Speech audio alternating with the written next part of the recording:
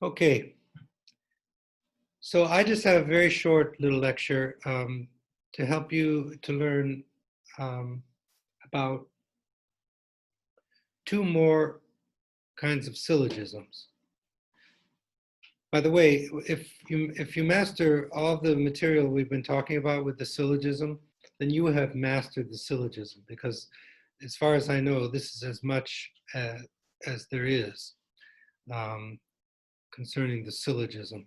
So we've worked on that quite hard in this class. So we worked on what is called categorical syllogisms. And as you know by now, there are only 15 valid ones. And we worked on all three methods for determining the validity of these syllogisms. And we did more than that, learning how to go from ordinary language to standard form, that's chapter 7. And then these three different methods for testing the validity of syllogisms. The key is, and I know I've repeated myself, but if you don't get this, then it all falls apart. And you look for the conclusion, and you find the predicate term of the conclusion. Whatever other proposition contains that, that's going to be your major premise. Then you look to the subject term of your conclusion. That will be your minor term. Whatever other proposition contains that, that's your minor premise. Now you have your major premise, your minor premise, your conclusion. In the conclusion, there's a subject and predicate term always. In the major premise, there's a middle term and the predicate term. And in the minor premise, there's a middle term and a subject term. And so there's only three terms for categorical syllogisms. Okay, so that's the key thing. If you don't get it in the right order, then the diagram falls apart, the mood and figure are not correct, everything falls apart. All right, well, I just want to introduce you to four more kinds of syllogisms. Actually, it's really two kinds, and the second kind has three different variations. The one is called the disjunctive syllogism. And so I'm working in chapter 7 on section 7.7. There's a little overview on page 252. So I just want you to be able to understand these other kinds of syllogisms that there are. So we've been working on categorical syllogisms, and that's where we've been putting all of our focus. Now there's also what they call the disjunctive syllogism. Okay, this is something completely different. So just put all your knowledge of categorical. The only thing that's true, that remains true about this, is that if the premises are true, then the conclusion has to be always true. That the conclusion follows with absolute necessity from the premises. Or we could say the premises provide conclusive grounds for asserting the conclusion. And it's still deductive reasoning, but it's called a disjunctive. So a disjunctive syllogism starts with either or, either P or Q. And P and Q can be anything. You can instantiate. I'm going to make one more lecture on this for this course to help you with your final project. And I just want to talk and focus explicitly on instantiation. But for this one, I just want you to know these other forms of the syllogism. So in addition to the categorical syllogism that we've been studying, there are disjunctive syllogisms. So if you say P or Q, you give somebody this dilemma. What's true about that is one of those sides have to be true for that whole thing to be true. Okay? You know, so if you know that it is not the case that P, if somewhere in your thinking or somewhere in your speech, you make the claim that there's either P or Q, you know, we either continue the way we're moving or we fall into ruin. You know, so it can be anything. P can mean anything. And Q can mean anything. Now, whether or not, when I say it can mean anything, it means it can be valid, and it doesn't matter what the P and Qs are. But if you want it to be sound, then it can't just be anything. It has to be true. Everything has to be true. We've been talking a lot about that. But now we're just talking about validity. So if you, somewhere in your thinking, you establish if or P or Q, and then you establish somewhere some premise that it is not the case that P. Well, if one of those sides of the dilemma have to be true and you've negated one side, that means the other side has to be true. If you say P or Q, that means one of those two sides have to be true, but then not P.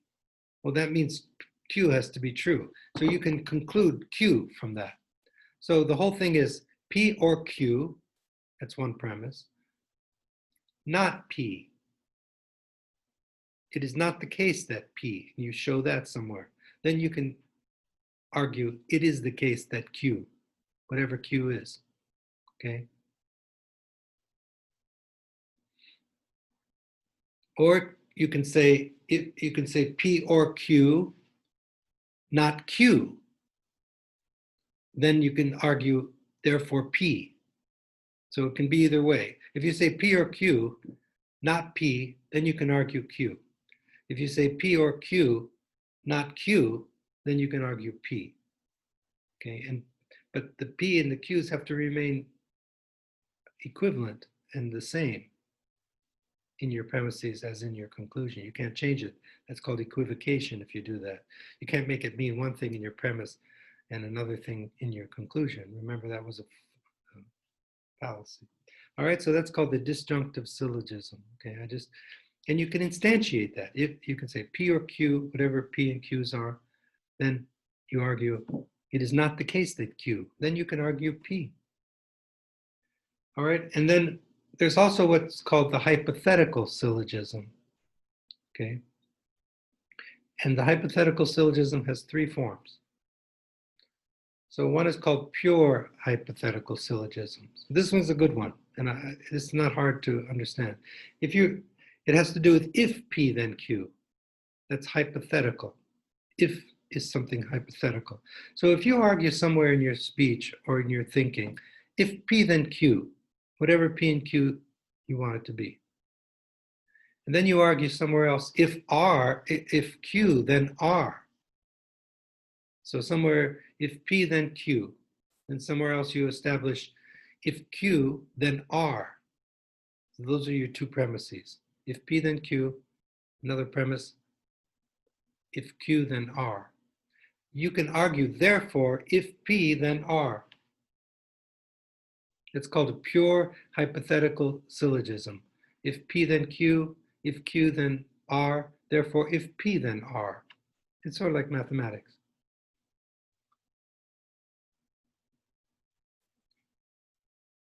I'm deliberately staying away from using examples now because I just want you to think about the form. If P, then Q. If Q, then R. Therefore, if P, then R. You can argue that. You can conclude that. So that's called a pure hypothetical syllogism. And then there are two more kinds of hypothetical syllogisms. And just to encourage you a little bit, as I said at the beginning, once you know about these other two and you've done your homework, what I would do if you're serious about your education, after this course, if you have time, go back and review the material and learn it well, because this was an accelerated course and it was all online, as you all know.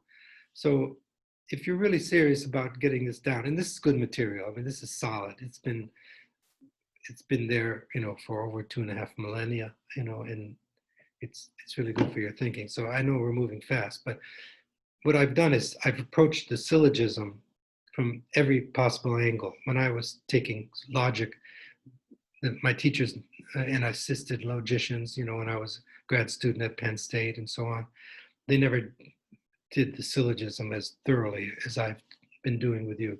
So just to encourage you, if you go back and work on this and consolidate a little bit better in your mind, because I know that it takes time to digest material. You can't It's just not how many hours you put in, but how long it takes time. But it's like anything, however much you put into it, that's what you get out of it. All right, so that's my little cheerleading. Okay, so there's two other forms of hypothetical syllogisms, and they're called mixed hypothetical syllogisms, these two. One is called modus ponens. It's not hard. Modus ponens, it's Latin for modus means way, and ponens means placing. So if you say, if P then Q, P, therefore Q. So somewhere you establish, if P then Q, if it is raining, if it rains today, we'll probably all get wet.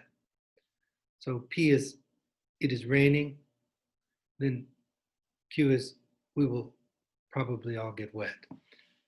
If it rains today, we probably all get wet. The forecast says it's going to rain today. No, so I'm affirming what they call the antecedent. When you have an if-then statement, the proposition that comes first, that's called the antecedent. And the one that comes after that is called the consequent. So you're affirming the antecedent. If you say if P then Q, P, therefore Q, it's called modus ponens. So you're affirming the antecedent. And it's a legitimate, it's a solid argument form. People use it naturally, but in logic we thematize it and we look at the structure. Okay, so that's called modus ponens. You can't say if P then Q, Q therefore P. That's a fallacy. That's called affirming the consequent, and that's illegitimate. It's a fallacy. So it's good to know that. Just don't you ever do it, And if somebody does it, then don't be persuaded by that. You can say it's fallacious. It's called affirming the consequent. Or if you anticipate, if you're making a speech and you anticipate, your adversary's criticism of your position, and you might find that they've made that fallacy, affirming the consequent, then you can call them on that or tell your audience that that's not a legitimate argument. You can say if P then Q, and then somewhere else you establish P is the case. Then you can argue Q. But you can't say if P then Q, not Q, therefore not P. You can't say if P then Q, Q, therefor P. It's called affirming the consequent. So that's called modus ponens, okay? And there's one more, and this is it, I promise. The other skill we need to work on more is instantiation, and then that's this course. It's all the material for the course. And I wanted to just make lectures on everything for this introduction to the art of thinking. And then I'll just spend the rest of my time helping you to learn these skills. But the last one is called modus tollens. Modus tollens, and it means the mode of taking away. So if you say if P then Q, and you establish that somewhere in your thinking or in your speech, then you can argue not Q. Or then if you, that's another premise, not Q. Then you can argue not P. So if you establish if P then Q, it is not the case that Q. That's another proposition. So one proposition is if P then Q. Another one is it is not the case that Q. You can argue it is not the case that P. It's called modus tollens, the mode of taking away. If P then Q, not Q, therefore not P. Now you can't say if P then Q, not P, therefore not Q. That doesn't work. That's called affirming the antecedent. I'm sorry, that fallacy is called denying the antecedent. Sometimes, for our purposes, it's probably best not even to worry about the fallacies in this case. It's best just to not make those mistakes. So those are the 3 additional kinds of, well, there's actually 4. The disjunctive syllogism, if it goes P or Q, it's one premise. It is not the case that P, therefore Q. Or you can say P or Q. It is not the case that Q, then you can argue P. That's called the disjunctive syllogism. And then there are three forms of the hypothetical syllogism. One is the pure hypothetical syllogism. If P, then Q. If Q, then R. Therefore, if P, then R. Okay. They're syllogisms still because they have two premises and a conclusion. There's the mixed, and there's two forms of the mixed hypothetical syllogism. One is called modus ponens, and one is called modus tollens. Modus ponens is if P, then Q, one premise. Second premise, P. And then you can argue Q. Modus ponens. If P, then Q, P, therefore Q. If it is raining, I will get wet. It is raining, I'm getting wet. You can make it just remember some silly example maybe to remember how that works. Then there's modus tollens. If P, then Q, not Q, therefore not P. That's called modus tollens. So this is the complete knowledge of the syllogism. Okay, there's the deduction of the syllogisms, and there's further consolidation of more information you can learn probably about it, but we've touched upon every aspect of the syllogism. And if someday you go back and consolidate the deduction of the 15 valid syllogisms is quite involved. That's called meta logic.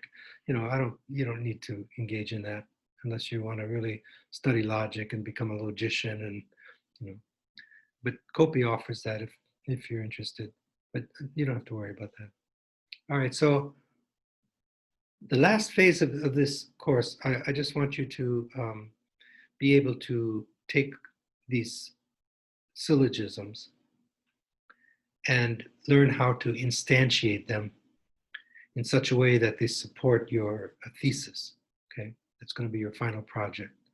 So I'm going to make one more lecture for this course, and then I'm open to email. If you have any questions, I feel restricted a little bit because we're not face-to-face. That's just the way it is. But email me if you have questions. I don't mind. I'll just, because I check my email every day, and I'll just answer your email.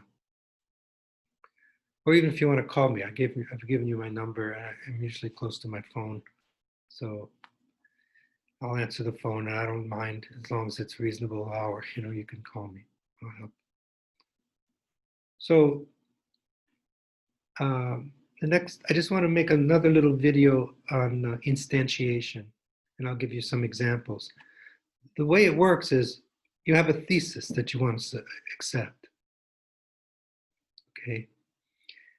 And then what you do is, what you can do to put all this into practice, and you can make syllogisms. You can instantiate. You can take however many you want to do. I'll decide on however many I want you to construct. You can invent syllogisms, and I'll talk about that process. I've already talked about it here and there, but I'll make a whole lecture just focusing on that. You can instantiate however many syllogisms you want. I'll give you the number of how many I want you to make, and have all the conclusions of those syllogisms that you've invented be such that they support your conclusion, your thesis, okay? And you can also use, in addition to categorical syllogisms, you can use the disjunctive syllogism. P or Q, not P, therefore not Q, or P or Q, not Q, therefore P. You can instantiate that too and put that as an argument. And I'm going to ask you, to do that. And then you can use the hypothetical syllogism or modus ponens or modus tollens. So I'll give you the specifications of this. I'm going to ask you to construct a thesis. Just find something you feel strongly about.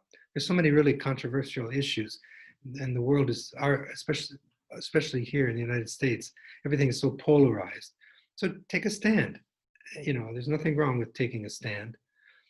When you take a stand on something, what that means is you believe this right now and you feel strongly about it, but always remain open to tweaking what where you're coming from. Listen to, it's very important to listen to the opposing arguments. That way you can argue against them more forcefully and more eloquently. Oh, by the way, did you see the debate? I I saw the debate. I don't know if you had time to do that as students. I probably wouldn't have watched if I were a student of your age. Oh my God, do just the opposite of that. That was such an embarrassment. I mean, just two people. It's a barroom brawl. It was incredible. It's comical at times. But in fact, they're thinking of just doing away with the idea of debates with, in this case. The answer is mute. You just give somebody 2 minutes and then you mute the other person, and then they can't interrupt. But it was just two people talking to each other. It was harrowing. It was comical. Well, it's dead serious too, because everything rests on this. This is a big election, by the way. So just vote. If you want to make your thesis on something political, that's fine. Always be cool about it. I mean, the cooler you are, the better. People get too emotional about things, and then they lose their center, and then they say things that can be held against them later. So just remain cool. It's all right. So that's those are additional types of syllogisms that I'd like you to learn. All right. We're rounding the bend here, so work on that exam, and I'll give you instructions about instantiation one more lecture.